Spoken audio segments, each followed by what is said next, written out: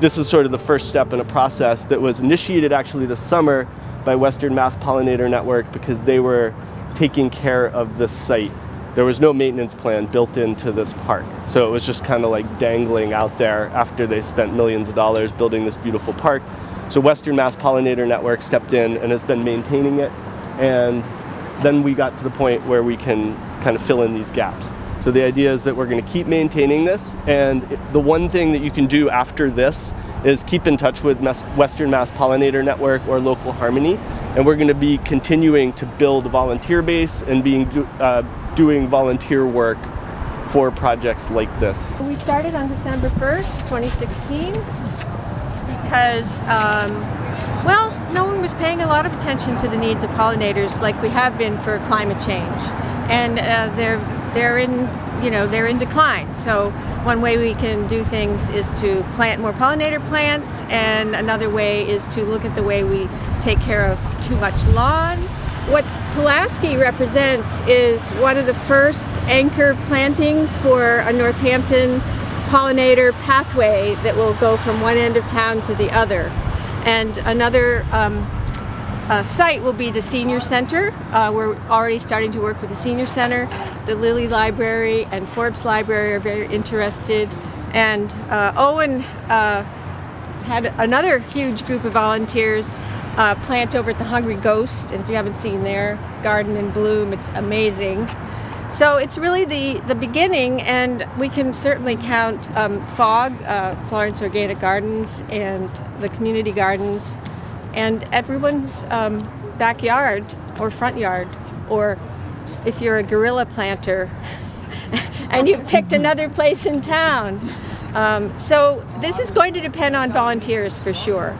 But it's a fun thing to do, and there's a lot of reward to our pollinators and to us for helping out.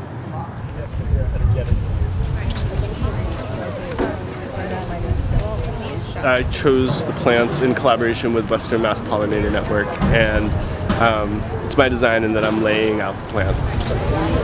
And then I had a general design and understanding going into today, and then once I actually saw the plants, then I just actually look at the beds and kind of fine-tune it and lay them out.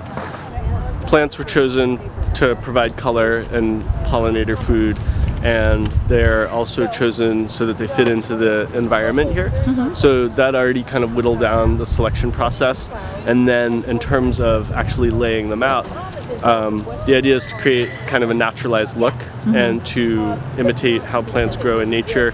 The planting plan's already in place from Stimson, so we're really just riffing off of that. The idea is basically to provide food for urban pollinator habitat. The Hungry Ghost Bakery, there's a surprising amount of pollinators that show up, like a vast range of different species will appear there, and it's in an obviously very urban setting. The plants that we're focusing on are the ones that attract the kind of widest range, or really are most desirable by insects that like, nectar. Did you bring your own shovel today? We did, yeah. Okay. What are you planting? Good question. Monarch, Claire, Grace. But ferns are next. Some kind of, it looks like it's going to be for a butterfly bush. Beautiful. That's what it sounds like, right? It's easy to get a bunch of volunteers to show up and put a few plants in one afternoon, but it's hard to keep people coming back, and that's the challenge of all of these public projects. So what we're looking for and need the most is people to maintain these public spaces for years to come. All these community partners have been coming out and meeting with us, and we're able to coordinate a bunch of different projects. So the Senior Center here in Northampton has a new director. She's all on board. She's a permaculturist, and as well as Bridge Street School, Historic Northampton. So it's really exciting that once you get these emails going, like, oh, and this person knows this person, and they get really excited about the project. We have this whole network now. That's really that is amazing. Yeah, high energy and really ready to go. We're also planting a trial pollinator meadow on Crafts Avenue. So there's a new ramp, and we are planting 460 meadow plugs over there as we speak. We approach people or entities that are public, community-based, and we say, wouldn't it be nice if? And we've been communicating with the town, with the mayor, and the person in charge of central services. And we said, what do you think about putting in a meadow right here on Craft Avenue on this beautiful canvas, and probably make it way less work. And meadows often get overlooked, and meadows attract pollinators. Do you think by this time next year we'll know if it's worked? Yeah, I think so. And if it works, the idea. If it works and they continue say on the yeah and it looks great, then we'll just say okay, boom, right to the end.